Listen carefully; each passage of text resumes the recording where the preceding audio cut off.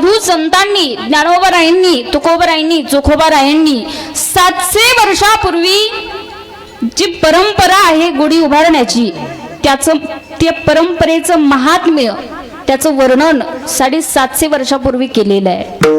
कारण तुम्हाला सांगू, द्वापार युगामध्ये सुद्धा गुढी उभारली जात होती. ज्या वेळेला भगवान परमात्म्याचा जन्म झाला त्यावेळेला ही गुढी उभारली गेली. गुढी या तोरणे करीती कथा गाती गाडे, त्यावेळेला ही गुढी उभारली होती. त्याच्यानंतर प्रभू रामचंद्रांचा 14 वर्षाचा वनवास संपून जेव्हा प्रभू रामचंद्र अयोध्येला आल्याच्या नंतर अयोध्यावासींनी काय केलं, प्रभू रामचंद्रांचं गुढी उभारून स्वागत केलं. तेव्हा ही गुढी उभारली होती.